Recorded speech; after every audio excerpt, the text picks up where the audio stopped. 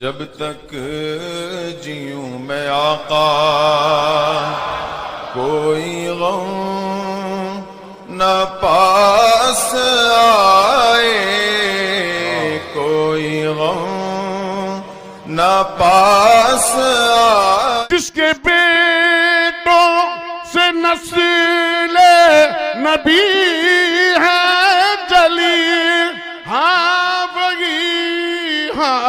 وہی وہ علی او ولی، نعرہ حیدری یا علی، نعرہ حیدری یا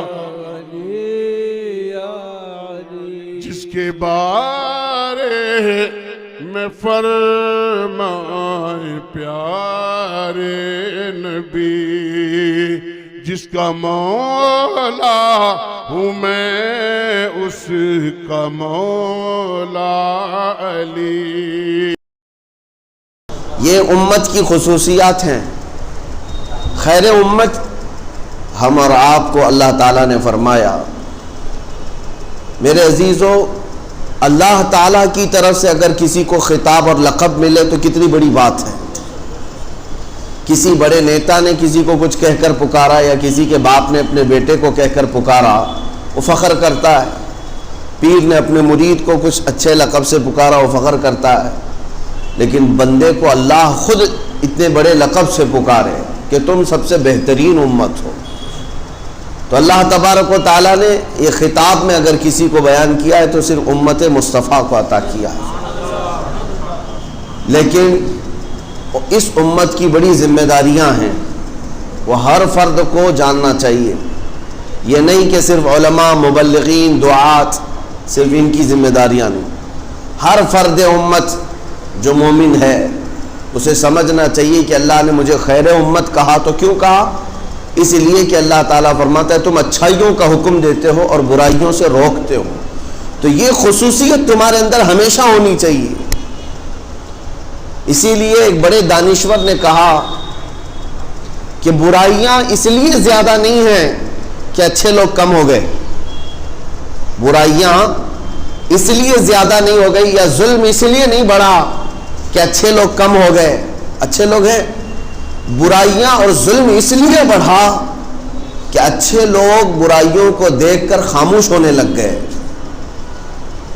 اسی لیے کہا گیا ہے کہ جو ظلم کے خلاف اور برائیوں کے خلاف نہیں بولتا، گویا کہ وہ ان برائیوں سے در پردہ راضی بھی رہتا ہے۔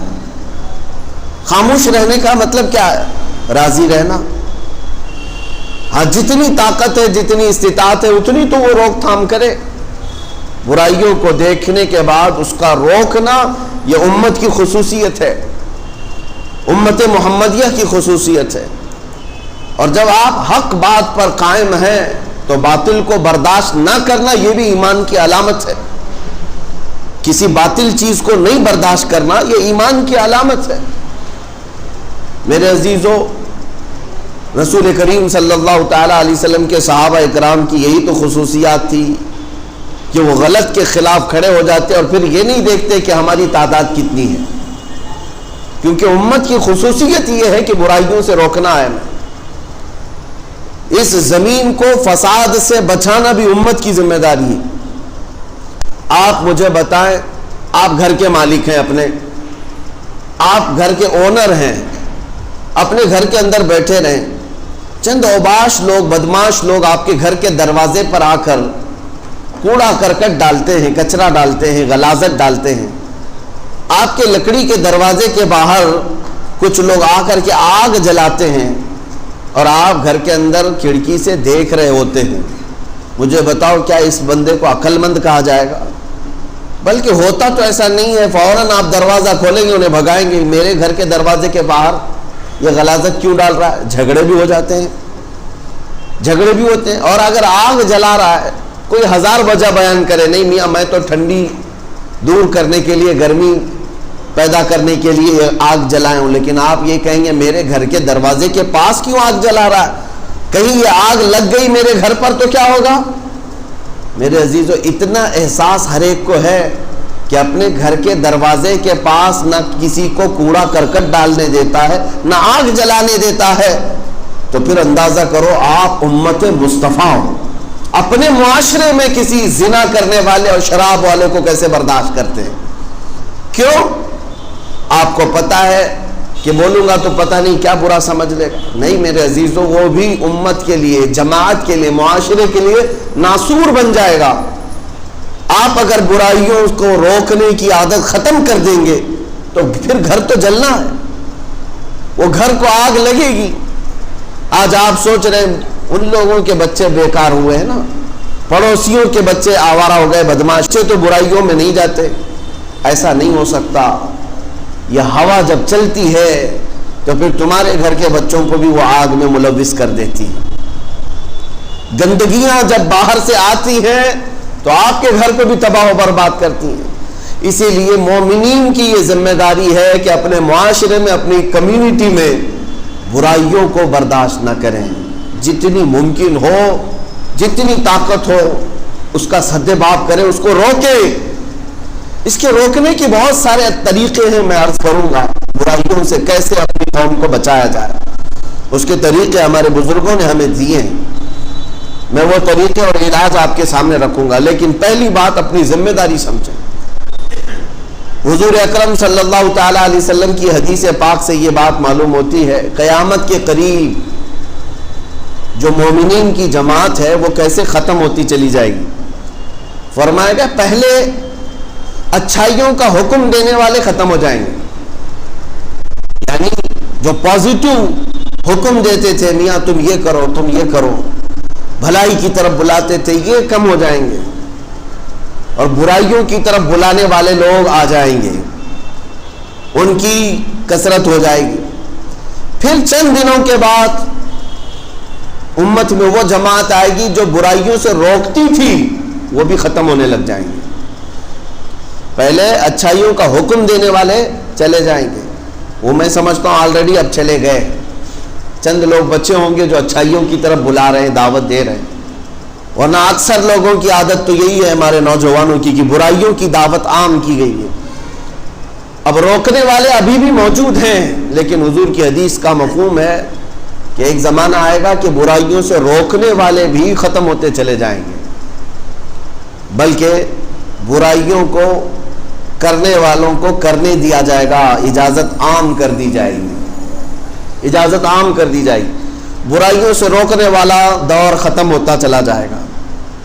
میرے عزیزوں، اس کے بعد آخری زمانہ، میرے آقا صلی اللہ تعالی علیہ وسلم ارشاد فرماتے ہیں وہ دور بھی آئے گا جب لوگ برائیوں کو نیکی سمجھنے لگ جائیں گے، گناہوں کو نیکی سمجھ کر کے کرنے لگ جائیں گے. مجھے آج بڑی شدت سے اس بات کا احساس ہو رہا ہے. سچ فرمایا مخبر صادق صلی اللہ تعالی علیہ وسلم. ایک وقت تھا کہ حجاز، نجد، عرب شریف، جس کو آج سعودی عرب کہا جاتا ہے، نام انہوں نے اپنا رکھا سعودی، ورنہ وہ عرب شریف ہے. میرے مصطفیٰ کریم صلی اللہ تعالی علیہ وسلم کا مسکن ہے، مولد ہے. حضور اکرم صلی اللہ تعالی علیہ وسلم کا مقام پاک ہے. عربوں میں پہلے سے یہ رواج رہا کہ وہ برائیوں کو برداشت نہیں کرتے تھے، اچھائیوں کا حکم دیتے تھے. آپ کو پتہ ہے عرب میں چاہے وہ اب کی حکومت ہی کیوں نہ ہو، نجدی حکومت کے آنے کے بعد بھی وہاں ایک شعبہ، ایک ڈپارٹمنٹ قائم کیا گیا تھا، الامر بالمعروف والنہی عن المنکر نام سے، جس کا مطلب یہ ہوتا ہے کہ اچھائیوں کا حکم دینا اور برائیوں سے روکنا. قرآن پاک میں یہ لفظ آیا ہے. اس نام سے پورا ایک ڈپارٹمنٹ تھا، پولیس ڈپارٹمنٹ، اور ان کو فلی اتھارٹی تھی کہ نمازوں کی طرف لوگوں کو بلانا ان کا کام تھا. الامر بالمعروف والنہی عن المنکر والے ڈپارٹمنٹ، ان کی حیثیت اور ان کی ویلیو پولیس سے کم نہیں تھی. وہ کسی کو گرفتار کر کے جیل میں بھی ڈال سکتے تھے. ایک پورا ڈپارٹمنٹ تھا. شاید ہو سکتا ہے آپ لوگوں نے کوئی سعودی وغیرہ کے وزٹ کیے ہوں، پہلے تو جانتے ہوں گے نماز کے اوقات میں یہ اپنی کار لے کر کے گھومتے تھے، ساری دکانیں بند کروا دیتے تھے کہ نماز کے وقت تجارت نہیں، صرف عبادت ہوگی. عام گھومنے والوں کو پکڑ کر کے لے جاتے تھے کہ نہیں، اس طرح نماز کا وقت چل رہا ہے، باہر نظر نہیں آؤ گے. حتیٰ کہ غیر مسلم بھی جو وہاں کام کرتے تھے ان نمازوں کے اوقات میں وہ تھوڑی دیر کے لیے اندر ہو جاتے تھے، شٹر بند کرتے تھے. تو یہ حالات تھے. ایسا نہیں کہ یہ انہی کے ہیں، بلکہ عرب میں پہلے سے یہ رواج رہا ہے نمازوں کا اہتمام کرنا اور دعوت دینا. یہ انہی کا ایجاد کیا ہوا نہیں تھا. امت مصطفیٰ صلی اللہ تعالیٰ علیہ وسلم میں برسوں سے وہاں پر خیر کی دعوت دینے کا نظام تھا، اور برائیوں سے روکنے کا بھی معاملہ اتنا سخت تھا کہ چاہے وہ ترکی حکومت کیوں نہ رہی ہو، خلافت عثمانیہ کا دور ہو یا ان سے پہلے خلافت بنو عباس، خلافت امویہ یا خلافت راشدہ، ان سب زمانوں میں عرب میں حالات ایسے تھے کہ برائیاں کرنے والے کو اتنی سخت سزائیں تھیں کہ شراب پیتے ہوئے پکڑے جانے والے پر کوڑے لگائے جاتے، زنا میں اگر رنگے ہاتھوں پکڑا جائے تو اسے سنسار یا قتل کر دیا جاتا. بڑی سخت سزائیں تھیں. جو ڈر تھا قوم کے اندر کہ برائیاں نہیں ہونی چاہیے، زمین کے اوپر فساد نہ ہو، امر بالمعروف نہیں انل منکر پورا وہاں پر موجود تھا. حالات نے ایسے کروٹ لیا، یہ ہماری آنکھوں دیکھا حال. اب کسی سے ڈھکی چھپی بات نہیں ہے. مشکل سے 5-6 سال کا عرصہ گزرا ہوگا، سعودی کو انہوں نے پورا یہودی بنانے میں کوئی کسر نہیں چھوڑی، پوری طور پر اس کو پلٹ دیا. اب امر بالمعروف نہیں انل منکر یہ سب ختم، کچھ نہیں. نہ امام خطبے میں کسی برائی سے روک سکتا ہے، اگر کوئی ممبر پر روک بھی دیا تو اسے گرفتار کر کے اندر ڈال دیا جائے گا. میرے اندازے کے مطابق جنہوں نے مجھے خبر دی تھی وہاں کے رہنے والے 400 سے زیادہ علماء جیلوں میں موجود ہیں، صرف اس لیے کہ انہوں نے برائی سے روکا تھا اپنے خطبے میں. گانے باجے موسیقی یہ سب نہ کرو، اسلام میں حرام ہے. یہ سب ختم ہو گیا. یہ قیامت کی وہ نشانیاں ہیں جو امت میں سے ختم ہونے والی ہیں. امر بالمعروف ختم کر دیا، اچھائیوں کا حکم تو دینا ہی نہیں اب ان کو، وہ تو جا چکا تھا، لیکن جو برائیوں سے روکتے تھے اس کو بھی ختم کر دیا.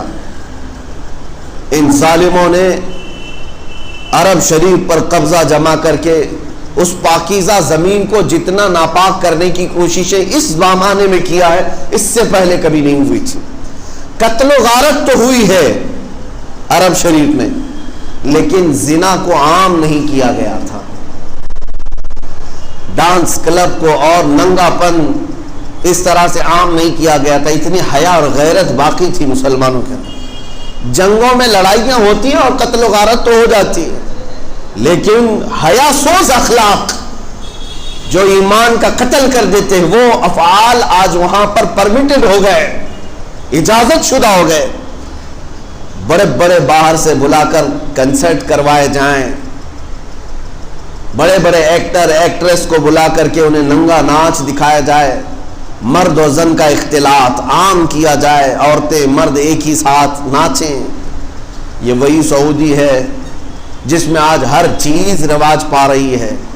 وہاں بیچ بنائی جا رہی ہے جہاں ننگے سوئیں گے، اور انہوں نے سارے یورپین کنٹریز کے لیے اپنے ویزے کو عام کر دیا. 5 منٹ میں کوئی ویزا بنا کر کے سعودی جہاں چاہے گھوم سکتا ہے. اس خطے کو جو میرے آقا صلی اللہ تعالیٰ علیہ وسلم نے حرم قرار دیا اور فرمایا تھا کہ یہاں غیر مسلمین کا داخلہ ممنوع ہے، آج تک لکھا ہوا تھا، اب یہ اس کو بھی ختم کرنے جا رہے ہیں. عورتوں کا حجاب ختم ہو جائے، کچھ نہیں، جیسے رہنا چاہیں ویسے رہیں، پابندی نہیں ہے. نماز کے اوقات میں جو پابندی تھی اس کو بھی ہٹا دیا گیا کہ نہیں آپ نماز کے وقت میں اپنی دکان جاری رکھ سکتے ہیں، بازار کریں، جو کچھ کرنا ہے کریں. اسلامی ملک تھا، میرے مصطفیٰ کریم صلی اللہ تعالیٰ علیہ وسلم کا بسایا ہوا معاشرہ تھا. دنیا میں خرابیاں پھیل رہی ہیں، لیکن درد وہاں سے ہوتا ہے کہ جس پاکیزہ زمین پر میرے آقا آرام فرما ہے اس زمین کو ان ظالموں نے اپنے پنجوں سے برباد کر رکھا. اتنا ہی نہیں میرے عزیزوں، انہوں نے اذانوں کی آواز کو کم کروا دیا. کون غیر مسلم سننے والا تھا؟ 100% مسلمان تھے، لیکن حکومت کی طرف سے یہ پابندی آئی کہ اذانوں کی آواز کو کم کر دیا جائے، غیر ضروری ہے. جس کو اوقات معلوم ہے وہ خود نماز کے لیے چلا جائے گا وقت پر، تیز آواز سے اذان دینے کی ضرورت نہیں ہے. کن کن چیزوں کو یہ روکتے چلے گئے. یہ وہی زمانہ ہے جس کو میں کہہ رہا ہوں کہ برائیوں سے روکنا تو ختم، انہوں نے برائیوں کو نیکیاں سمجھنا شروع کر دیا۔ آج آپ کو پتا ہے پہلی مرتبہ تاریخ میں ان کی کرسمس ڈے پوری سعودی عرب میں دھوم دھام سے منائی گئی، دھوم دھام سے منایا گیا۔ اس میں باہر سے ایکٹر اور ایکٹریس اور گلوکار بلائے گئے۔ ابھی ہیپی نیو ایئر منانے کی تیاریاں ہیں۔ مجھے اس بات کا سوال ہے میرے عزیزوں، ہم جب آواز اٹھاتے تھے کہ میرے نبی پاک صلی اللہ تعالیٰ علیہ وسلم کی ولادت کا دن بھی منانے دیا جائے، تو ان کے ہاں سے شرک اور بدعت کے فتوے آتے تھے کہ نبی کریم صلی اللہ تعالیٰ علیہ وسلم کی میلاد منانا جائز نہیں، اسلام میں ثابت نہیں، اور کرسمس منانا جائز ہو گیا، ہیپی نیو ایئر کے لیے پورا ملک سجانا جائز ہو گیا۔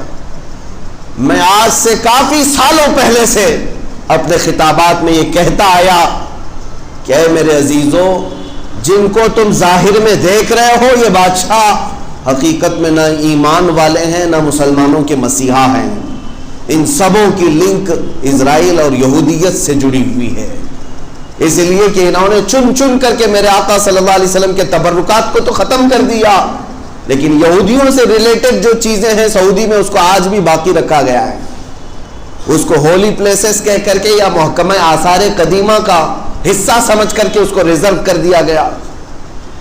یہ حالات جو تیزی سے تبدیل ہو رہے ہیں، مجھے عرض یہ کرنا ہے کہ قیامت قریب آ چکی، اور اگر آپ بھی اپنے درمیان یہ دو عادتیں چھوڑ دو گے تو تباہی کے دہانے پر جاؤ۔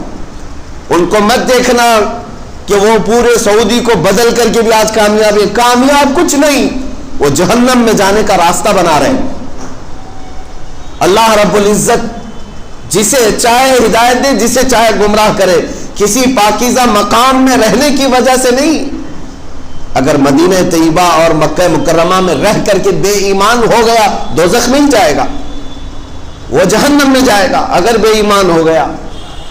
لیکن آپ اس کو آئیڈیل اور ماڈل نہ سمجھیں کہ سب کچھ تو وہاں ہو رہا ہے، اب یہاں پر بھی کر لیں گے، ان پر عذاب آنے والا ہے۔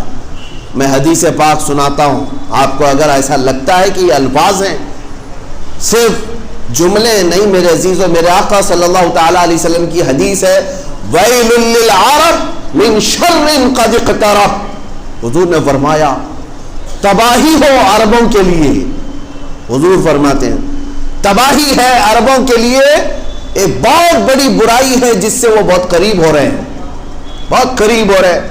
نبی پاک صلی اللہ تعالیٰ علیہ وسلم نے یہ بھی ارشاد فرمایا قیامت اس وقت تک نہیں آئے گی جب تک عرب کے کچھ قبیلے بت پرستی اور شرک میں مبتلا نہ ہو جائیں۔ کچھ قبیلے ایسے ہوں گے جو بت پرستی کریں گے اور شرک میں مبتلا ہو جائیں گے۔ وہ بھی دیکھا ہم نے، انہوں نے تو مندروں کی وہاں پر اوپننگ شروع کر رکھی ہے۔ کون کرے گا اس میں پوجا پاٹ؟ کون کرے گا؟ جب آپ پورے کے پورے مسلمان کنٹری کے ہو تو پھر یہ عبادتیں کون کرے گا؟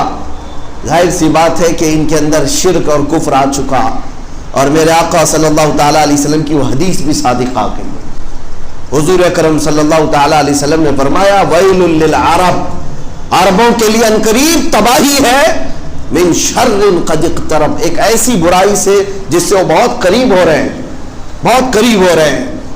عزیزان گرامی، یہ مت سمجھنا کہ وہ پیسوں کی ریل پیل میں آج سب سے بڑے مالدار سمجھے جاتے ہیں، امیر سمجھے جاتے ہیں، مت دیکھو یہ ساری چیزیں، ان کا سکون غارت ہے، ان کے اوپر خوف کی تلوار لٹک رہی ہے، وہ کروڑ نہیں اربوں ریال کے مالک ہو کر کے بھی آزاد نہیں جی سکتے۔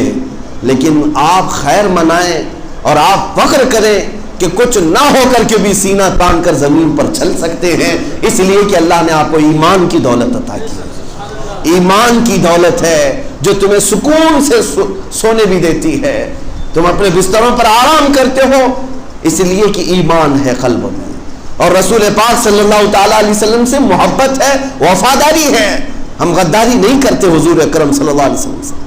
یہ اس بات کا اتنا احساس بھی تمہارے اندر جو ہے، یہ سب سے بڑی دولت ہے، سب سے بڑی دولت۔ ان ظالموں نے امر بالمعروف نہی عن المنکر کو پورے طور پر ختم کر دیا، اور اگر آپ بھی یہ دو چیزیں اپنے قوم سے نکال دیں گے تو اسی تباہی کی طرف آپ بھی جائیں گے۔ اس بربادی کی طرف آپ جائیں گے۔ میں آپ کو بتاؤں، آج آپ اتنا ہی دیکھ رہے ہیں نا کہ پیٹرول ہے ان کے پاس، ڈیزل ہے ان کے پاس، سب کچھ ہے اور پیسہ ہی پیسہ ہے، پیسہ ہی پیسہ ہے۔ سارے لوگ یہ سمجھ رہے ہیں عرب میں جانا چاہیے، انہی کے پاس تو سب پیسہ ہے، ان کو صاف زمین پھاڑ کر کے دیا جا رہا ہے۔ اتنا ہی نہیں، اور بھی میرے آقا نے فرمایا ہے، اتنا ہی نہیں، صرف پیٹرول ڈیزل ہی نہیں ملا ان کو، گیس۔ اللہ کے حبیب صلی اللہ علیہ وسلم نے یہ بھی فرمایا قیامت کے قریب دریائے فرات میں سونے کا پہاڑ نکلے گا۔ دریائے فرات یہ عراق میں موجود ہے۔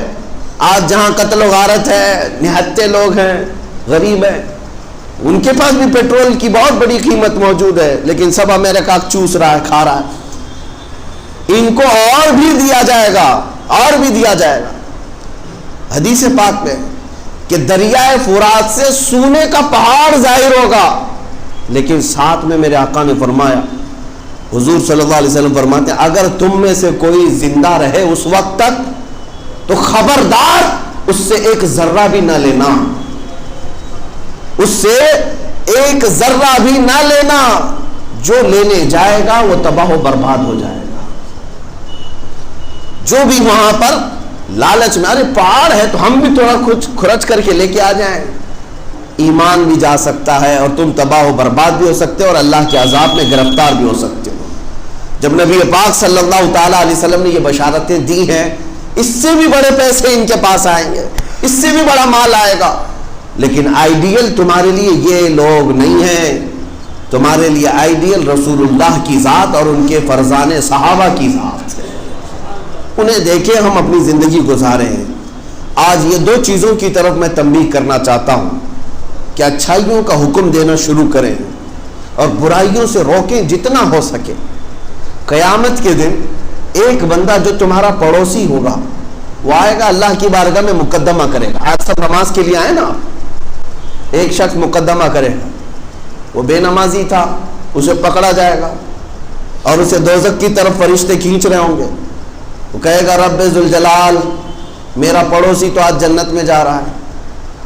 کہا وہ نمازیں اس کی تھی، پوری نماز پڑھتا تھا، تو کہے گا اے رب ذوالجلال، وہ نماز تو پڑھتا تھا لیکن زندگی بھر کبھی مجھے ایک بار بھی نماز کے لیے بلایا نہیں تھا۔ تو اسے بھی روک لیا جائے گا، اسے بھی روک لیا جائے گا۔ کیا تیرا حق نہیں تھا کہ تو اپنے پڑوسی کو اچھائی کی دعوت دے، اس لیے کہ تو خیر امت میں سے تھا؟ تأمرون بالمعروف، تم اچھائیوں کا حکم دینے والے لوگ ہو، تم دیکھ کر کے بھی خاموش کیسے رہ سکتے ہو؟ کسی کو دیکھو تو اسے نماز کی دعوت دینا یہ اچھائیوں کا حکم ہے۔ اخلاق خیر، اچھے اخلاق کی طرف دعوت دینا یہ تمہاری خصوصیت ہے۔ ہم ہوتا یہی تھا بچپن میں، اپنے بچوں کو ماں باپ سکھاتے تھے تمیز، اخلاق کیا ہے، یہ اچھائیوں کی دعوت تھی، یہ بھی ختم کر دیا آج معاشرے سے۔ آج آپ اپنے بچوں کو بٹھاؤ اور انہیں یہ درس دو کہ بیٹا بڑوں سے بات کرنا ہے تو سلیقہ کیا ہونا چاہیے، مصافحہ کرو تو کس طرح کرو۔ ابھی تو یہاں پر سکھاتے ہینڈ شیک کرو بیٹا، کس کے طریقے تم ڈال رہے ہو اس کے اندر، ہاں اس کو تھینک یو بولو بیٹا۔ سب چیزیں تم نے انگریزوں کی اور یہودیوں عیسائیوں کی ڈال دی۔ خاص طور پر میرے مصطفیٰ کریم صلی اللہ علیہ وسلم کی امت میں ہیں آپ، اس بچے کو بچپن سے ہی یہ تربیت، یہ اخلاق خیر کی دعوت دینی چاہیے۔ لقمان حکیم جن کا ذکر قرآن پاک میں آیا ہے، وہ نبی نہیں تھے لیکن ان کے نام سے پوری سورہ آئی ہے 21ویں پارے میں۔ کس وجہ سے جانتے؟ لقمان حکیم نے اپنے بیٹے کو جو نصیحتیں کی ہیں، اپنے بیٹے کو، وہ نصیحتیں تو اللہ نے قرآن میں بیان کر دیا۔ وَإِذْ قَالَ لُقْمَانُ لِابْنِهِ وَهُوَ يَعِظُهُ يَا بُنَيَّ لَا تُشْرِكْ بِاللَّهِ، یاد کرو جب لقمان نے اپنے بیٹے سے کہا نصیحت کرتے ہوئے، اے بیٹے اللہ کے ساتھ کسی کو شریک نہیں ٹھہرانا۔ یہ نصیحتیں ہیں جو باپ بیٹے کو کرنا چاہیے۔ یا بنی اقیم الصلاۃ، اے بیٹے نماز ہمیشہ پڑھنا۔ لقمان حکیم نے اپنے بیٹے کو نصیحت کی تھی۔ وَأْمُرْ بِالْمَعْرُوفِ وَانْهَ عَنِ الْمُنْكَرِ وَاصْبِرْ عَلَى مَا أَصَابَكَ، اچھائی کی بات کرنا، برائیوں سے روکنا، اور جو مصیبت آئے اس پر صبر کرنا۔ لقمان حکیم اپنے بیٹے کو کہہ رہے یا بنی انها ان تک مثقال حبۃ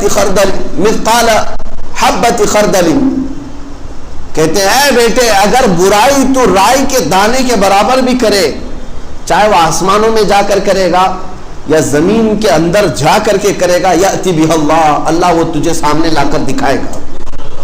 یہ بیٹے کو نصیحت ہے، کس کی؟ باپ کی۔ یہ اچھائیوں کا حکم تھا، یہ امر بالمعروف ہے۔ اتنا ہی نہیں، اور آگے آیتیں اگر میں پڑھوں، چھوٹی بھی باتوں کا ذکر ہے، وَلَا تُصَعِّرْ خَدَّكَ لِلنَّاسِ۔ باپ کہہ رہا ہے بیٹے کو، بیٹا جب بات کرنا نا لوگوں سے تو منہ موڑ کر کے بات نہیں کرنا۔ ہاں کچھ لوگوں کی عادت ہے، ادھر ہے یوں منہ کر کے بات کر رہا ہے پیچھے، یہ غرور و تکبر کی علامت ہے، گھمنڈ کی علامت ہے۔ بات کرے تو عاجزی و انکساری کے ساتھ آمنے سامنے بات کرے، یہ قرآن کا حکم ہے۔ وَلَا تَمْشِ فِي الْأَرْضِ مَرْحًا، اور زمین پر اکڑ کر کبھی مت چلنا۔ باپ اپنے بیٹے کو نصیحت کر رہا ہے۔ وَاقْصِدْ فِي مَشْيِكَ وَاغْضُضْ مِنْ صَوْتِكَ، جب چلنا تو دھیمے انداز میں چلو، زور زور پیر پٹک کر کے نہ چلنا۔ کیا ہم نے بھی اپنے بچوں کو یہ تربیتیں دی ہیں؟ کیا ہم اپنے بیٹوں کو یہ خیر کی دعوت دیتے ہیں؟ نہیں، قرآن کے احکام ہیں یہ۔ وَاغْضُضْ مِنْ صَوْتِكَ إِنَّ أَنْكَرَ الْأَصْوَاتِ لَصَوْتُ الْحَمِيرِ۔ باپ کہہ رہا ہے بیٹے کو، بات کرنا تو دھیمی آواز میں بات کرنا، اس لیے کہ چلا چلا کے بات کرنا اللہ کو ناپسند ہے، اور سب سے ناپسند آواز گدھے کی آواز۔ اللہ تعالیٰ نے فرمایا یہ سب باتیں لقمان حکیم نے اپنے بیٹے سے کی ہیں، اور اس کو قرآن میں اللہ تعالیٰ نے بیان فرمایا۔ یہ سب چیزیں ہم نے چھوڑ دیا۔ امر بالمعروف کبھی ترک نہیں ہونی چاہیے۔ باپ اپنے بیٹے کو، پیر اپنے مرید کو، استاد اپنے شاگرد کو، آقا اپنے غلام کو، مزدور کو، وہ جب تک طاقت رہے اچھائیوں کی بات کرتا رہے، اسے اچھائیوں کی دعوت دیتا رہے۔ اور رہی بات دوسرے نمبر پر برائیوں سے روکنا، اس کو بھی کبھی ختم ہونے نہیں دینا۔ یہ بہت ڈینجر چیز ہے، اگر ختم ہو گئی تمہارے اندر سے اللہ کا عذاب آ جائے۔ اگر برائیاں کہیں دیکھ رہے ہو تو ہاتھ سے نہیں تو منہ سے تو روکو، زبان سے روکو۔ زبان سے نہیں روک سکتے تو اپنے دل سے ان کا بائیکاٹ کرو کہ آج سے میں تم سے نہیں ملوں گا، تم یہ کام کرتے ہو۔ یہ برائیوں سے روکنے کے طریقے بتائے گئے تاکہ اسے احساس ہو۔ کیوں روک رہے ہیں آپ؟ کیوں روک رہے ہیں؟ دو کاموں کی وجہ سے، اس سے بھی محبت ہے آپ کو اس لیے روک رہے ہیں۔ ایک تو زمین میں فساد نہیں ہونے چاہیے، اور دوسرا میرا بھائی جہنم میں نہیں جانا چاہیے۔ یہ فکر ہے نا ہماری۔ ہم برائیوں سے کیوں روکنے آئے؟ کیا فرق پڑتا ہے؟ اس لیے کہ میرا بھائی برائی کر کے دوزخ میں نہ جائے، یہ احساس ہو، ہمیں یہ فکر ہو۔ برائیوں سے روکنے کی عادت جب ختم ہو جاتی ہے تو کیا ہوتا ہے؟ سنو، ایک حدیث پاک میں جبرائیل امین نے عرض کیا حضور پاک کی بارگاہ میں، یا رسول اللہ صلی اللہ تعالیٰ علیہ وسلم، ایک بستی پر اللہ نے عذاب نازل کرنے کا حکم دیا مجھے، میں اس بستی پر عذاب لے کر کے اترا، لیکن اس بستی میں ایک نیک بندہ تھا، باقی سب گنہگار تھے، نافرمان تھے، بہت سارے گناہوں میں مبتلا تھے، لیکن ایک بندہ تو نیک تھا، اتنا نیک تھا کہ اس نے کوئی گناہ ہی نہیں کیا تھا۔ تو حضرت جبرائیل کہتے میں نے اللہ سے پوچھا، اے رب ذوالجلال، اس بندے کا کیا کروں جو ایک نیک بندہ اس میں رہتا ہے؟ اللہ تعالیٰ نے فرمایا اس پر بھی عذاب نازل کرو، اس پر بھی عذاب نازل کرو۔ جبرائیل امین کہتے ہیں مجھے پوچھنے کی ہمت نہیں ہوئی، میں نے عذاب نازل کیا، پوری بستی تباہ و برباد ہو گئی، ختم ہو گئی، اللہ کا عذاب آیا، ہلاک ہو گئے۔ برسوں بعد حضرت جبرائیل کہتے ہیں میں نے رب ذوالجلال کی بارگاہ میں پوچھا، ہے مولا اس کا کیا جرم تھا؟ اس نے کوئی گناہ تو نہیں کیا تھا، لیکن تیرا عذاب اس کو بھی گرفتار کر لیا، ایسا کیوں؟ اللہ رب العزت ارشاد فرماتا ہے جبرائیل وہ نیک تو تھا، عبادت تو کرتا تھا، لیکن اس کے سامنے برائیاں ہوتی تھی، گناہ ہوتے تھے، وہ سب دیکھ کر کے خاموش رہتا تھا۔ اس لیے میرا قانون یہ ہے، برائی دیکھ کر خاموش رہنے والے کا بھی وہی انجام ہوگا جو اس کے سامنے برائی کرنے والے کا ہوگا۔ یہ چیز سخت ہے، برائیوں سے روکنا یہ امت کی خصوصیت ہے، ہماری خصوصیت ہے، یہ اسپیشلٹی ہے آپ کی۔ اگر یہ بھی چھوٹ گئی تو پھر امت کی کیا خصوصیت آپ کے پاس رہے گی؟ الحمدللہ ہمارے علماء کرام نے برائیوں سے روکنے کے لیے چھوٹے موٹے لوگوں کو ہی نہیں بڑے بلکہ وقت کے بادشاہ کو بھی للکارا ہے. اگر وہ برائی کر رہا ہے علماء حق نے اس کو بھی بولا ہے, اس کو بھی تنبیہ کی ہے. چاہے وہ اکبر کی بات لے لو, 48 سال حکومت کرنے والا ڈکٹیٹر, اور اس کے سامنے کس کی مجال تھی, لیکن جب وہ ایک خرابی کی طرف جا رہا تھا, ایک عالم ربانی مجدد الفسانی کھڑے ہوئے اور اسے للکارا اور اس سے کہا کہ تو گمراہ ہو گیا ہے, تو مرتد ہو گیا ہے, ایک نیا دین لا رہا ہے میرے مصطفیٰ کے دین کو چھوڑ کر. اس پاداش میں اس نے جیل میں بھی بند کیا, لیکن وہ عالم حقانی عالم ربانی یہ سمجھتے تھے کہ اگر میں بھی یہ ذمہ داری چھوڑ دوں تو پھر امت کا کیا حال ہوگا. اسی لیے میرے عزیزوں, برائیوں سے روکنا یہ اس امت کی خصوصیت ہے. چاہے وہ کسی کے بھی اندر آئے, برائیوں سے روکو, چاہے وہ کفار و مشرکین میں آئے. ظلم کے خلاف آواز اٹھانا یہ حسینی کردار ہے. حضرت امام حسین کے چند بچے تھے, گھر پہ لے کر بیٹھتے, ایک یزیدی تو تھا, کیوں باہر آئے؟ اس لیے کہ آپ نے دیکھا کہ یہ خرابیاں آ جائیں گی امت میں. ایک عیاش طبیعت کا شخص جو فاسق و فاجر شراب نوشی کرتا ہے, وہ اگر آ رہا ہے امت مصطفیٰ کی حکمرانی کے لیے تو آگے بڑے نقصانات ہو سکتے ہیں. آپ آئے باہر, اس پاداش میں آپ کو, اس کی وجہ سے آپ کو کیا کیا نقصانات اٹھانے پڑے. بچے, اپنی عورتیں اور گھر بار, خود اپنی جان سب چلی گئی. لیکن امت کی جو خصوصیت تھی برائیوں سے روکنے کی, اس سے امام حسین نے کبھی سمجھوتا نہیں کیا, کبھی سمجھوتا نہیں کیا. اے امت کے نوجوانوں, آپ کے لیے بھی یہ درس ہے کہ آپ میں سے جس کو اللہ نے طاقت دی ہے, وہ چھوٹی برائیاں ہوں بڑی برائیاں ہوں, روکنے کی کوشش کرو, روکو اسے.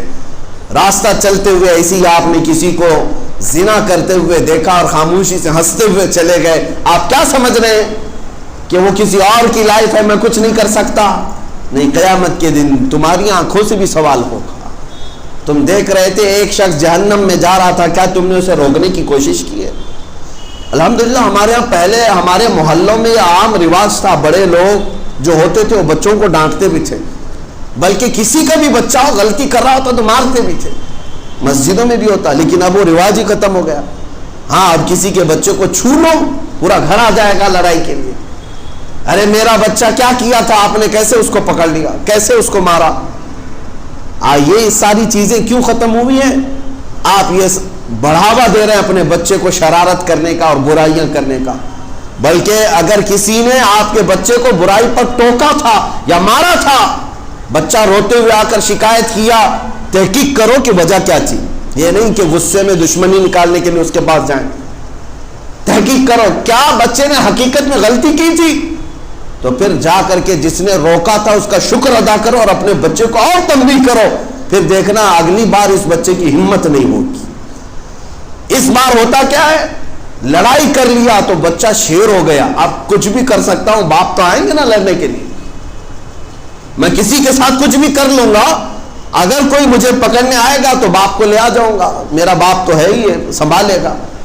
یہ بچوں کو برائیوں کی طرف بڑھانا اور انہیں حوصلہ دینا اور انہیں گمراہ کرنے کا سارا ذمہ انہی لوگوں کے سر پر آئے گا جو ماں باپ ہیں. ان برائیوں سے روکنے کے لیے بھی اپنے گھروں میں طریقے بنائیں. اچھا, میں نے جو علاج اور طریقہ بتایا تھا اس کی طرف آپ کو اشارہ کر کے چلتا ہوں. ظاہر سی بات ہے اسلامی حکومت میں تو ہم رہ نہیں رہے. ہمارے ہاں جمہوریت ہے, یہاں پر ایک ڈیموکریسی ہے, آپ کو اختیارات دیے گئے ہیں آزادی سے جینے کی.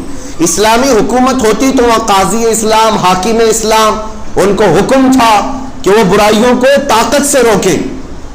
ان کو تو اجازت ہے مسلمان کو روکیں وہ برائی کرنے سے, یا ملک میں رہنے والے, جیسے یہاں کی پولیس کو بھی اجازت ہے, اختیار ہے کہ وہ برائیوں سے روکے. لیکن یہ کیا روکیں گے, یہ خود ہی اٹھاتے ہیں کہ کچھ دھندا کرو ہم سپورٹ کریں گے. ہاں, یہ سب تو باتیں آتی ہیں, ہم نے سنا بھی ہے بہت ساری جگہوں پر. سارے لوگوں کے لیے نہیں کہتا, نشہ کا کاروبار کرنے والوں کو بہت زیادہ سپورٹ کرنے والے کون ہوتے ہیں؟ اگر یہ چاہیں تو 5 منٹ میں سب کو روک دیں, بند کر دیں. یہ بزنس بھی ہوتا ہے، سب کچھ پتا ہے، کہاں سے مال آتا ہے، کہاں بکتا ہے، یہ پولیس والوں کو بھی پتہ رہتا ہے، لیکن چھوٹ دی جاتی ہے۔ یہ برائیوں سے روکنے کا طریقہ نہیں ہے، یہ نہیں ہے طریقہ۔ برائیوں سے روکنے کا طریقہ یہ اپنا ہو یا غیر ہو، میری زمین کو ناپاک نہیں کرنا چاہیے۔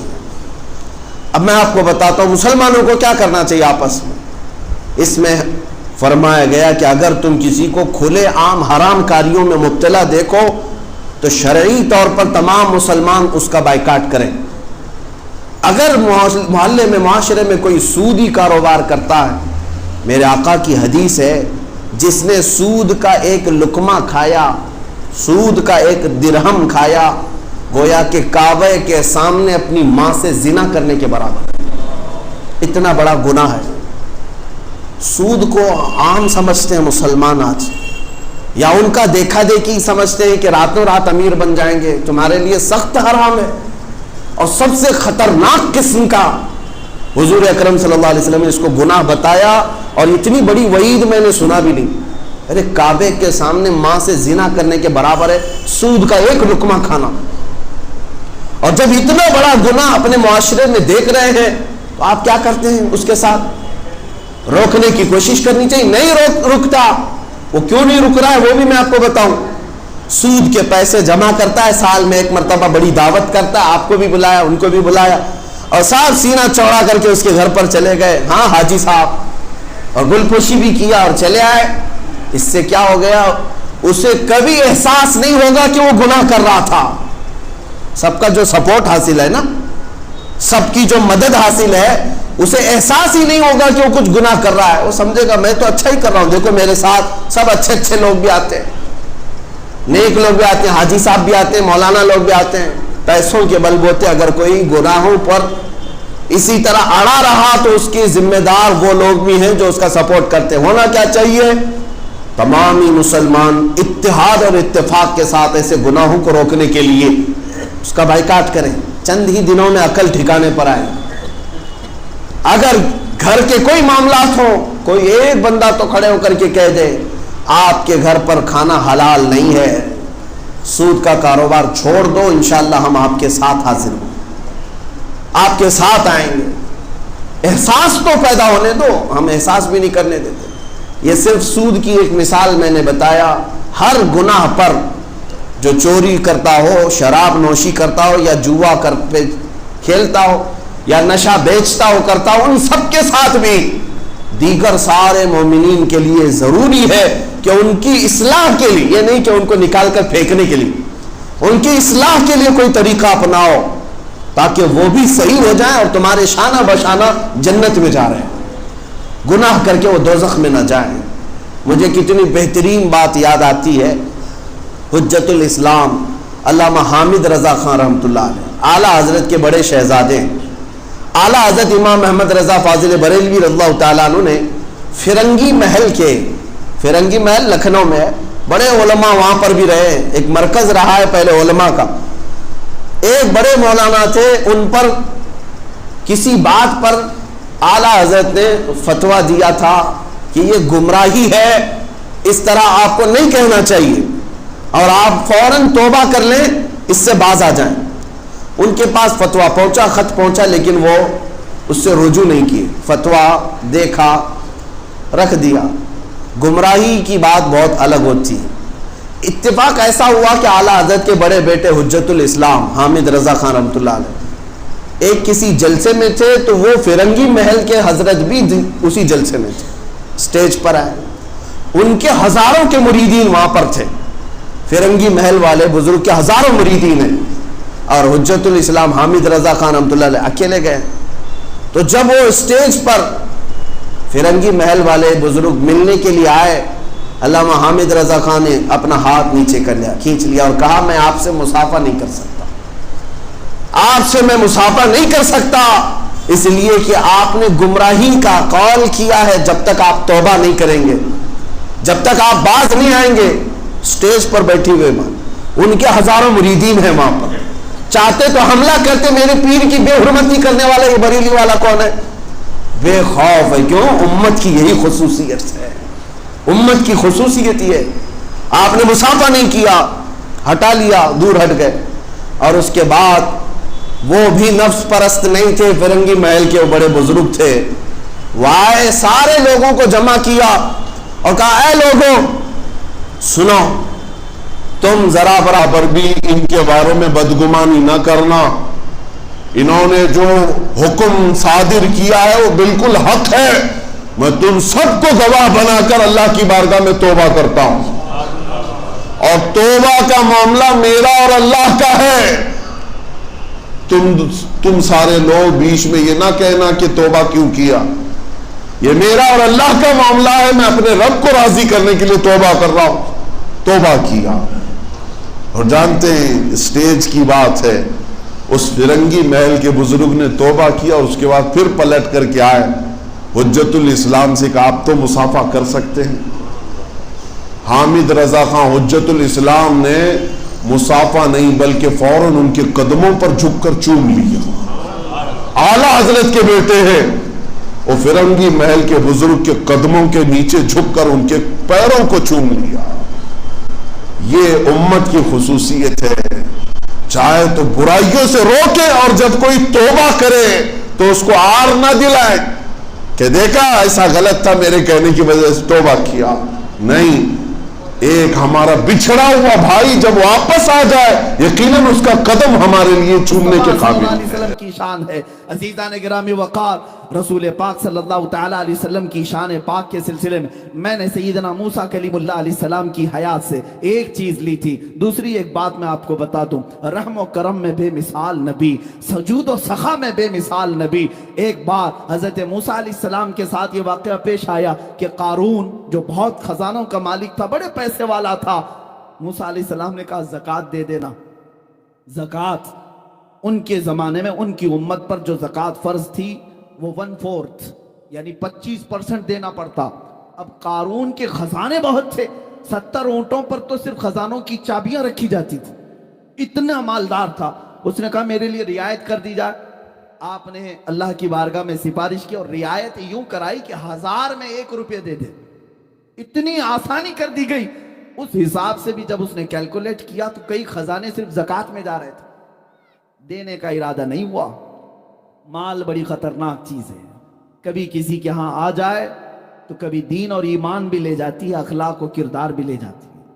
لیکن دعا یہ کرنا مال آئے تو عثمان غنی کا مال آئے، ابو بکر صدیق کا مال آئے، پھر کروڑ پتی بھی بنو کچھ فرق نہیں پڑتا. ہاں، اللہ اور رسول سے غافل کرنے والا مال نہیں آنا چاہیے.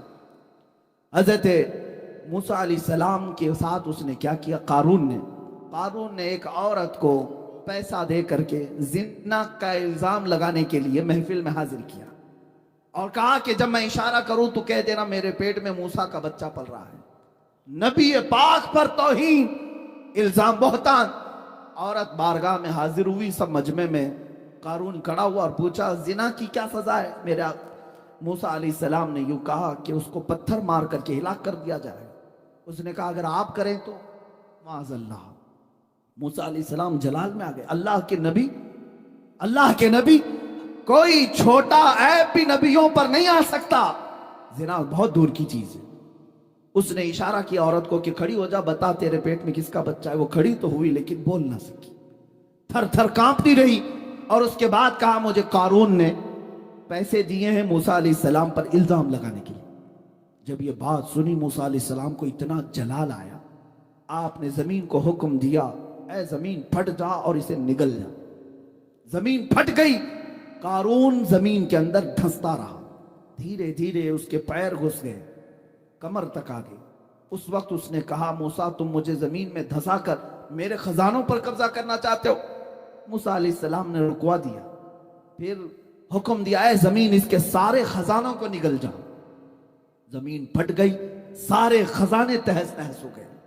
آج مصر کی سرزمین پر فیوم ایک جگہ ہے، وہاں پر بحیرہ قارون ایک جگہ ہے جہاں پر یہ سارے خزانے دھسا دیے گئے. اب وہاں ریت کے علاوہ کچھ نہیں ملتا، ریت ہے یا پانی. اب قارون کو موسیٰ علیہ السلام نے دھسانے کا حکم دیا. زمین نگلتی چلی گئی، نگلتی گردن تک آنے پر اس نے پکارا ہے موسیٰ معاف کر دو، اے موسیٰ معاف کر دو. موسیٰ علیہ الصلوۃ والتسلیم اس کی طرف توجہ بھی نہیں فرمائی کیونکہ اس نے زنا کی تہمت لگائی اور تھوڑی دیر میں وہ زمین میں دھس گیا اور ختم ہو گیا. ایک واقعہ اپنے ذہن میں یہ رکھو. موسیٰ علیہ السلام اللہ کے نبی ہیں اور ان پر تہمت لگایا اور اس نے انجام دیکھ لیا. اب یہاں پر آئے مکہ مکرمہ کی سرزمین, میرے مصطفیٰ کریم صلی اللہ علیہ وسلم کو قتل کرنے کے منصوبے بنانے والے مشرکین تلواریں سونتے کھڑے ہوئے. حضور ان کے درمیان سے نکل کر کے مدینے کے راستے پر چلے گئے اور مدینے طیبہ جب جانے لگے, عرب کے بڑے بڑے رئیسوں نے اعلان کیا کہ جو محمد اور ان کے ساتھی ابو بکر کو ڈھونڈ لائے اسے 100 اونٹ انعام میں دیے جائیں گے. 100 اونٹ انعام میں دیے جائیں گے. بڑے مہنگے ہوا کرتے. اب ڈھونڈنے کے لیے لالچی لوگ ہر جگہ پھیل گئے. حضور پاک صلی اللہ علیہ وسلم دوسرے راستے سے مدینے کی طرف جا رہے تھے جو عام راستہ نہیں تھا. پھر بھی ایک شخص سراقہ نام کا حضور کا پیچھا کرتے کرتے وہاں پہنچ ہی گیا. تیر اور ترکش اس کے پاس تھے. کمان میں تیر ڈالا اور تیر لگانے لگا اور حضور صلی اللہ علیہ وسلم کو گرفتار کرنے کے لیے قریب آنے لگا. حضور پاک صلی اللہ علیہ وسلم نے ہو بہو اسی طرح اس کی طرف دیکھا اور فرمایا اے زمین سراقہ کو پکڑ لے. زمین پھٹ گئی. سراقہ گھٹنوں تک اندر چلا گیا. گھٹنوں تک اندر چلا گیا. اب اس کے بعد اس نے پکار کر کے کہا اے محمد صلی اللہ علیہ وسلم, میں نے آپ کو پوری زندگی دیکھا, آپ شریف ہیں, ابن شریف ہیں, ابن شریف ہیں. آپ کے باپ آپ کے دادا سب جود و سخا اور کرم والے لوگ ہیں. مجھے معاف کر دیں, مجھے معاف کر دیں, میں لالچ میں آ گیا تھا. حضور پاک صلی اللہ علیہ وسلم نے اس کو دھسائے نہیں, زمین سے کہا ہے زمین سراقہ کو چھوڑ دے. جو جان لینے آیا حضور نے کیا فرمایا, سراقہ کو چھوڑ دے. زمین ہٹ گئی اور سراقہ کے پیر نکل آئے. وہ جب نکل آئے باہر چلنے لگا. میرے آقا اپنا سفر طے کر رہے تھے. تھوڑی دیر کے بعد سراقہ کی نیت پھر خراب ہوئی. دوبارہ پھر حضور کا پیچھا کیا. حضور کا پیچھا کرتے ہوئے قریب آیا. حضرت ابو بکر نے عرض کیا یا رسول اللہ یہ پھر آ گیا. میرے آقا نے پیچھے دیکھا اور فرمایا اے زمین سراقہ کو پکڑ لے. دوبارہ زمین پھٹ گئی. اب کمر تک دھس گیا, کمر تک دھس گیا. اور اس کے بعد پھر چلانے لگا, رونے لگا اے محمد آپ کریم ابن کریم ہیں, سخی ابن سخی ہیں, آپ شریف النفس ہیں, آپ سے کبھی کسی نے برائی نہیں دیکھی, مجھے معاف کر دیں, مجھے معاف کر دیں. میرے آقا نے پلٹ کر کے دیکھا اور کہا زمین سراقہ کو چھوڑ دے, زمین سراقہ کو چھوڑ دے.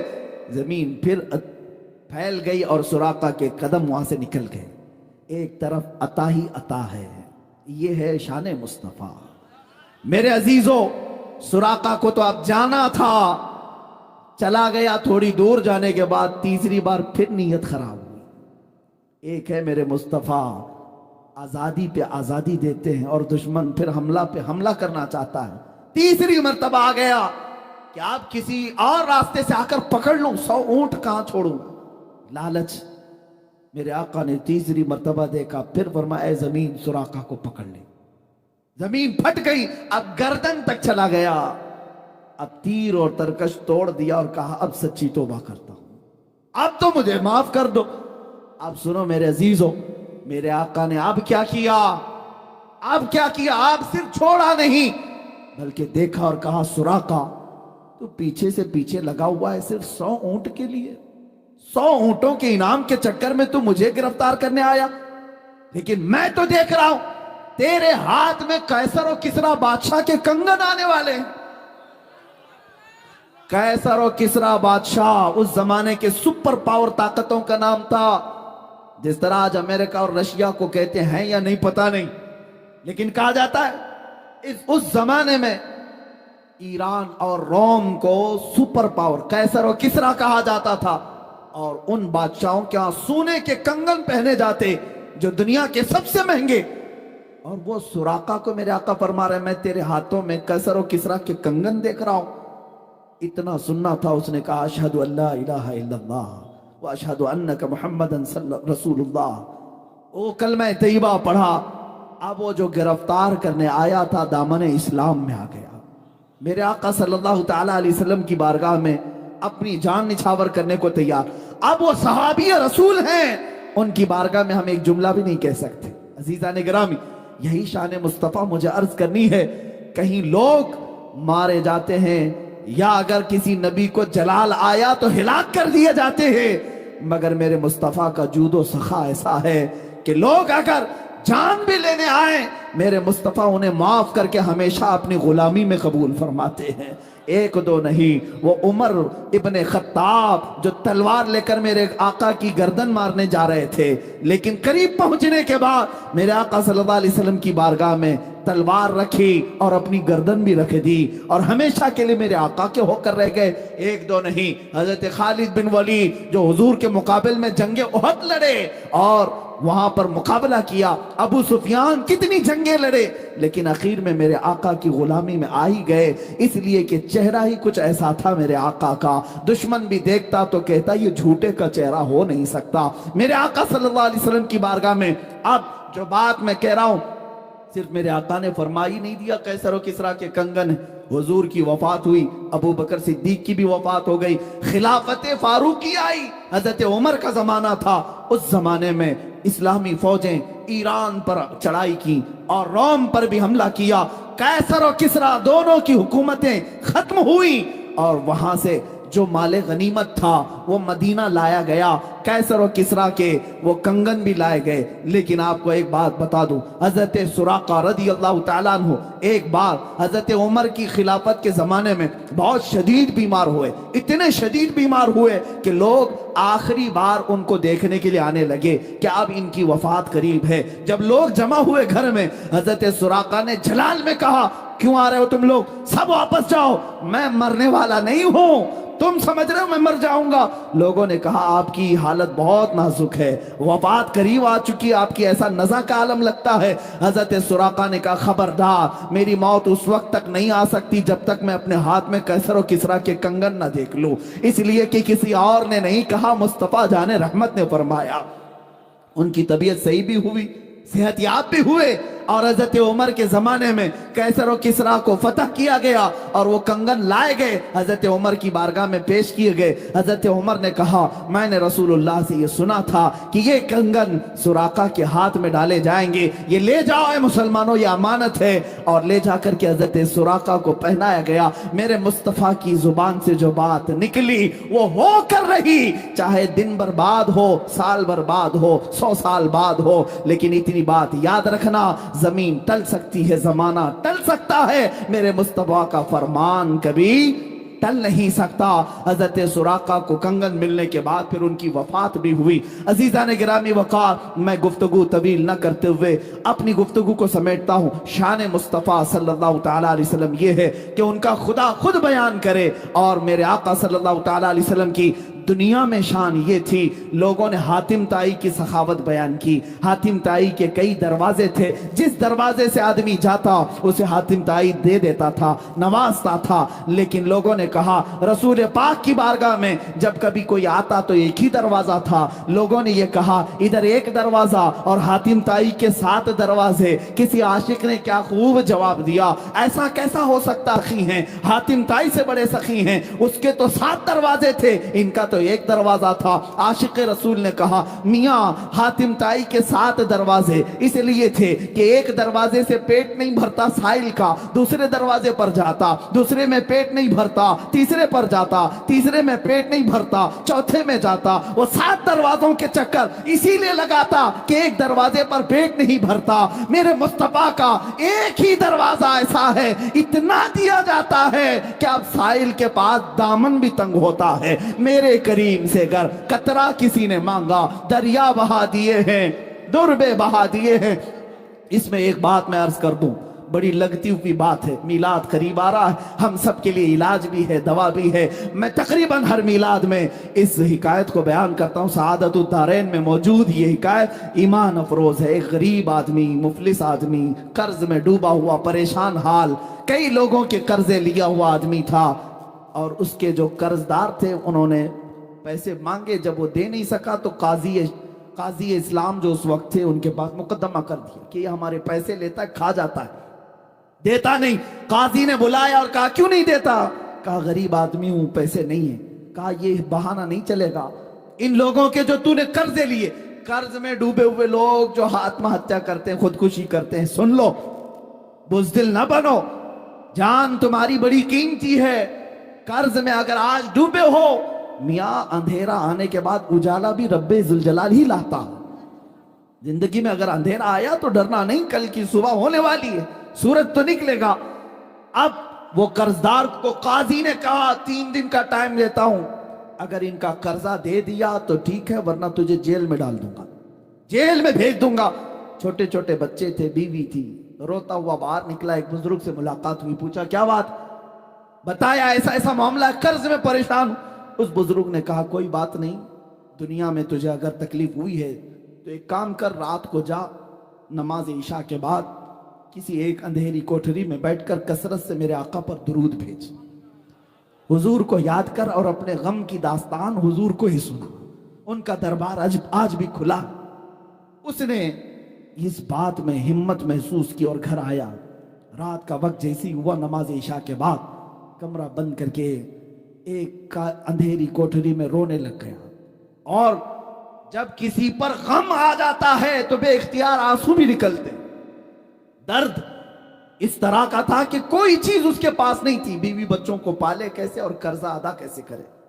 रोता रोता दुरूद तो पढ़ता रहा, और जब काफी रात हो गई, आंख लग गई, वहीं गिर गया, बिस्तर पर लंबा हो गया। और मेरे अजीजों, यही वो रात थी जब ख्वाब में ताजदारे मदीना तशरीफ लाए, मेरे आका सल्लल्लाहु अलैहि वसल्लम तशरीफ लाए।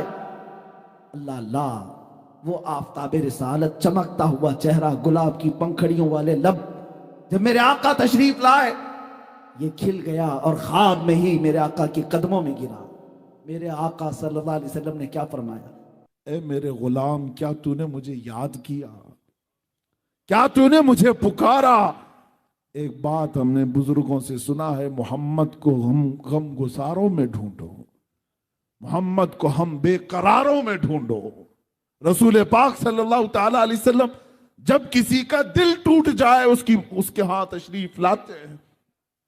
अब उस गरीब ने रोना शुरू किया, आका मेरे हाल सब आप पर आया हैं, आप जानते हैं मैं मुफलिस आदमी, गरीब आदमी, तंगदस्त आदमी।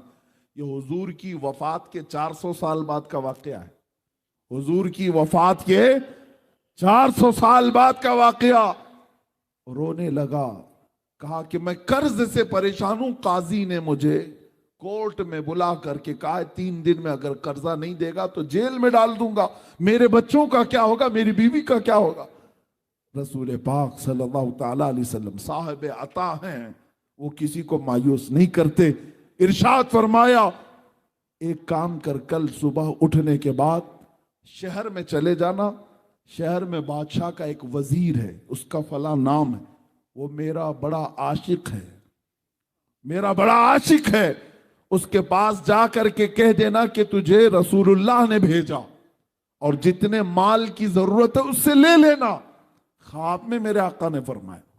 अब उस गरीब ने, उस मुफलिस आदमी ने ये पूछा, या रसूल अल्लाह, बादशाह के वजीर का दरबार बड़ा, लोग बड़े आते हैं, अगर मैं जाऊं, पहली तो मेरी कोई हैसियत नहीं, मैं गरीब फकीर आदमी, और कह दूं कि रसूलुल्लाह ने भेजा, वो अगर पूछेगा सबूत, तो मैं क्या सबूत दूं, कोई प्रूफ, क्या मैं प्रूफ दूं। सुनिए मेरे अजीजों, अल्लाह के नबी ने फरमाया, तो इतना कह देना, तुझसे सवाल कर, और मेरे बीच में एक राज की बात है जो कोई नहीं जानता। हुजूर ने राज की बात बयान की, जो वजीर है उसका एक राज है जो मैं तुझे बताता हूं, उसने आज तक अपनी बीवी को नहीं बताया। वो रोजाना रात को सोने के बाद सूरज निकलने से पहले पहले तक 1000 बार मुझ पर दुरूद भेजता, हर रात को छुप करके 1000 बार दुरूद भेजता है। लेकिन उसके पास जाना तो ये कहना कि ऐ वजीर, कल की रात तूने दुरूद पढ़ना भूल गया और सो गया गफलत में, कल की रात तूने दुरूद नहीं पढ़ा, जाकर के इतनी बात कह दे। मेरे आका ने फरमाया, अब ये गरीब आदमी वजीर के दरबार में आया और आने के बाद कहा कि मैं आपसे अपनी हाजत लेकर के आया हूं, मुझे रसूलुल्लाह ने भेजा है। वजीर ने कहा कि मियां, आज लोग बड़ी बात करने लग गए, मांगना भी है तो सही से नहीं मांगते, ऐसी बात करते हैं, हुजूर ने भेजा, कैसे तू कहता है। उस फकीर ने कहा, बड़े उसको यकीन था, उसने कहा हाँ मुझे नबी अकरम सल्लल्लाहु अलैहि वसल्लम ने ये भी बताया, रोजाना सूरज निकलने से पहले पहले तू 1000 बार दुरूद पढ़ता है और कल की रात भूल गया और गफलत में सो गया। इतना सुनते ही वो अपनी कुर्सी से उछल आया और कहा ये बात मैंने अपनी बीवी को तक नहीं बताई, किसी को नहीं मालूम, और अगर तू जानता है तो आज तो मैं कामयाब हो गया, आज तो मैं कामयाब हो गया। अब मुझे यकीन हुआ कि मेरा दुरूद हुजूर तक पहुंच भी रहा था, मेरे आका सुन भी रहे थे। ऐ आने वाले बता तुझे क्या चाहिए? उसने कहा मेरी ये हाजत है। उस वजीर ने कहा एक दो नहीं, मेरा पूरा खजाना तेरे लिए है। आज तूने जो बशारत लाई है, आज जो खुशखबरी लाई है, वो मेरी जिंदगी की मेराज है। जिस मुस्तफा के लिए मैं रात रात भर बैठ करके दुरूद पढ़ता था, एक गरीब ने मेरे मुस्तफा की बशारत मेरे घर तक लाई है। अजीजा ने गिरामी वक़ार, वो खुश होकर बहुत सारे माल से उसे नवाजा। सुनो अभी वाकया खत्म नहीं हुआ, असल बात तो यहां शुरू होती है। अब वो लेकर के आया, 2 दिन भी नहीं गुजरे थे, काजी इस्लाम के पास आया और काजी साहब से कहा उन कर्जदारों को बुलाओ जो मुझे बार बार कर्ज का तकाजा करते हैं, माल का तकाजा करते हैं। उन्हें बुलाया गया। काजी इस्लाम अदालत की कुर्सी पर बैठे और उसके बाद इस मुफलिस और गरीब ने कहा आज जिसका जितना कर्ज है सब देने को तैयार, माल भी मेरे पास है, पैसा मेरे पास है, सब दे दूंगा। काजी ने इसकी बात देखी और सुनी तो कहा बैठ जा कुर्सी पर थोड़ी देर के लिए। थोड़ी देर बिठाने के बाद अब काजी जो मुकदमे में शुरू में 3 दिन पहले जेल की धमकी दिया था, अब कहता है ऐ मुफलिस गरीब आदमी, आज की अदालत में फैसला बदल गया है, तेरा कर्ज मैं अपनी जेब से अदा करूंगा, तेरा कर्ज मैं अपनी जेब से अदा करूंगा। वो खड़ा हो गया, पूछा 3 दिन पहले तो तुम मुझे जेल में डालने की धमकी दे रहे थे और आज अपना कर्जा, मेरा कर्जा तुम अपनी जेब से देना चाहते हो? यही बात 3 दिन पहले भी कर सकते थे। काजी इस्लाम खड़े होकर के कहते हैं दर हकीकत 3 दिन पहले मैं तुझे जानता पहचानता नहीं था। जब यहां से तू चला गया, रात को जब सोया, मेरा मुकद्दर जगह मेरे आका तशरीफ लाए, ख्वाब में मेरे आका तशरीफ लाए और तेरी तरफ दिखा करके मेरे आका ने फरमाया ऐ काजी इसका फैसला नरम कर दे, ये गरीब मेरा उम्मती है, ये आज मुफलिस है, इसके लिए नरमी कर। अगर तू अपने माल से कर्ज अदा करेगा तो मैं अल्लाह की जन्नत में तुझे महल अता करूंगा।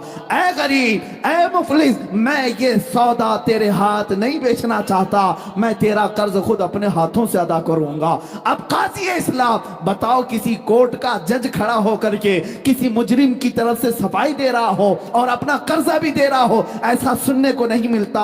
जब काजी इसरार करने लगा और ये मुफलिस आदमी, गरीब आदमी खुद देने पर इसरार करता रहा, ये दोनों की तकरार चलती रही और जो मजमे में कर्जदार बैठे हुए थे सब अपनी कुर्सियों से खड़े हो गए। कहा काजी साहब आप भी रहने दे, ये भी रहने दे, हमने अपना कर्जा माफ कर दिया और अब भी इसको अगर जरूरत है तो हम जिंदगी भर इसको देते रहेंगे।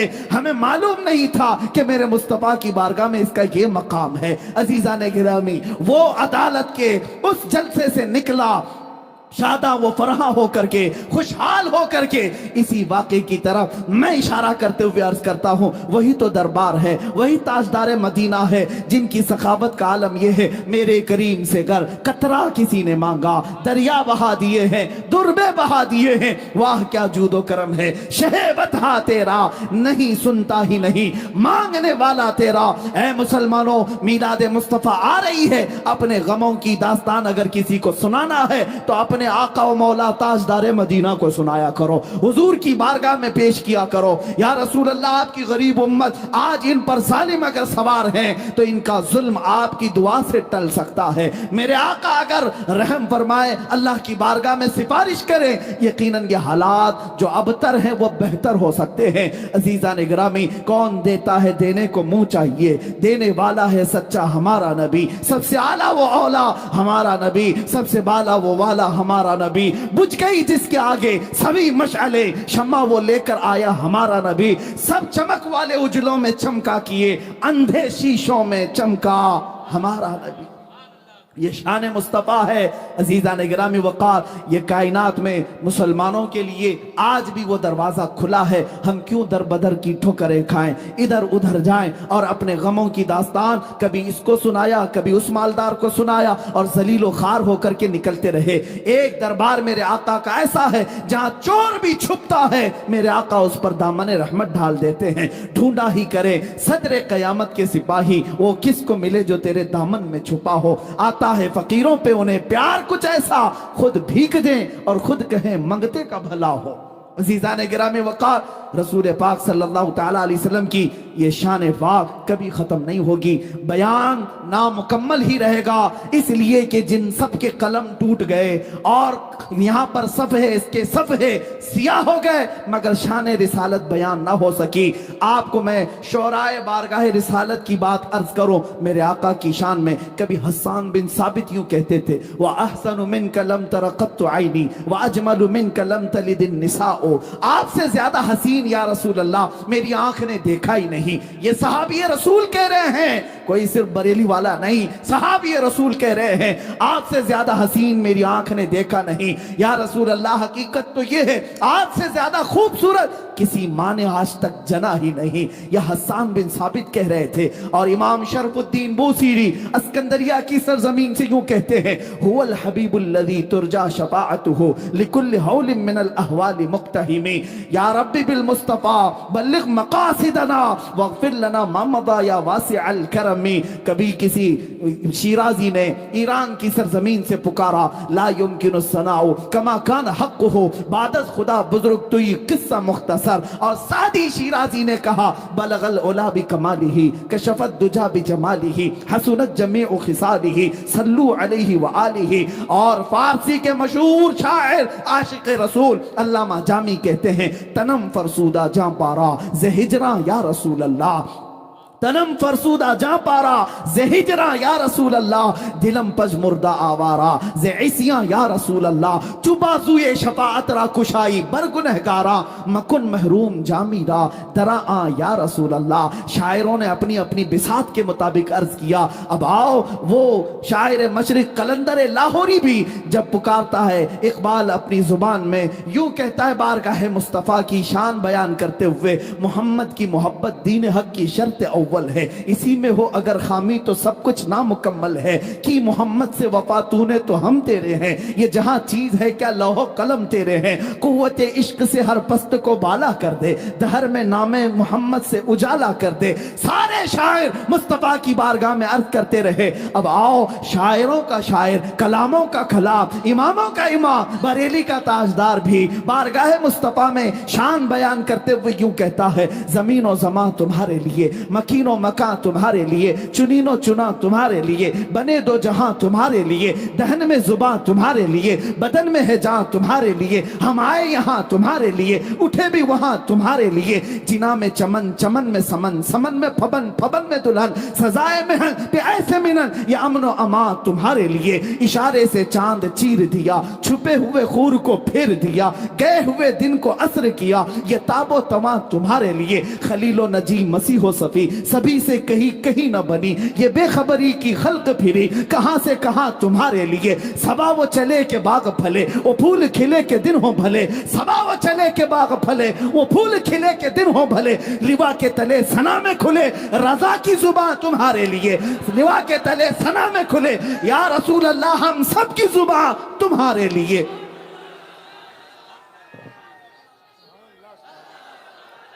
بارگاہ مصطفیٰ صلی اللہ تعالیٰ علیہ وسلم میں اتنی بات نہیں. شان مصطفیٰ بیان کرتے ہوئے عاشق رسول کہتا ہے, دنیا والے جو بھونکتے ہیں بھونکنے دو, میرے مصطفیٰ کی شان نہ کبھی کم ہوئی نہ کبھی کم ہوگی. کوئی کتا خارش زدہ اگر میرے مصطفیٰ کی شان میں بھونکتا ہے, ان قریب وہ کھجلی اسے لے کر کے مرے گی. تو گھٹائے سے کسی کے نہ گھٹا ہے نہ گھٹے گا. یا رسول اللہ جب بڑھائے تجھے اللہ تعالیٰ تیرا, مٹ گئے مٹتے ہیں آدھا تیرے, نہ مٹا ہے ना मिटेगा कभी चर्चा तेरा या रसूल अल्लाह, रहेगा यूं ही उनका चर्चा रहेगा, पड़े खाक हो जाएं जल जाने वाले या रसूल अल्लाह। अगर कोई कहता है खबीसुन नफ्स मरदूद ज़माना, पाखंडी वक्त मेरे मुस्तफ़ा की शान में अपनी दरीदा ज़हनी कहता है, तो उसके कहने से मेरे मुस्तफ़ा की शान में एक नुक्ता भी ऐब का नहीं आ सकता।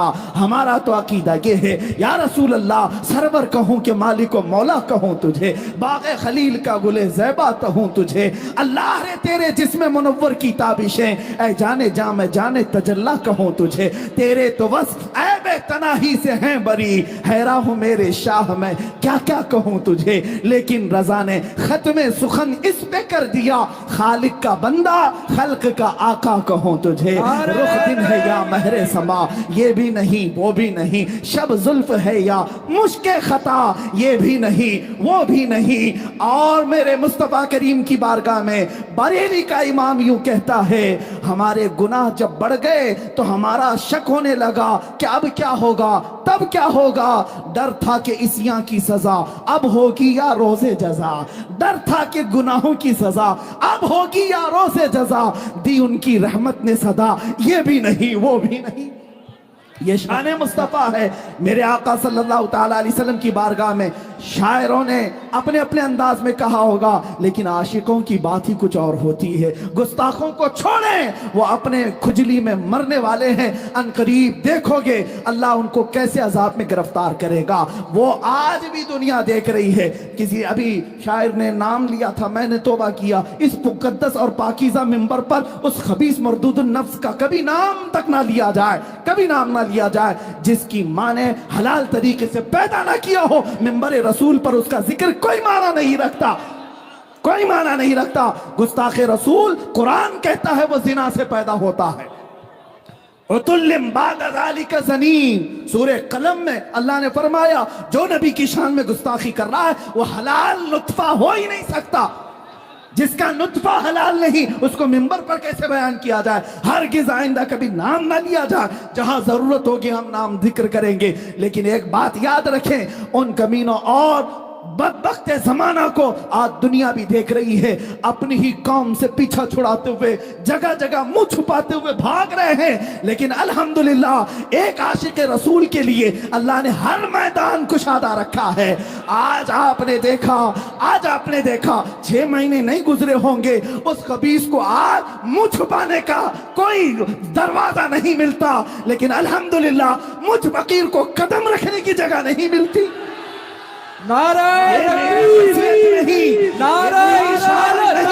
ये मेरा मकाम नहीं, बात सिर्फ इतनी है जो मेरे नबी की शान बयान करेगा, मुस्तफा का नाम लेगा, मौला उसे चांद से ज्यादा बुलंद भी करेगा।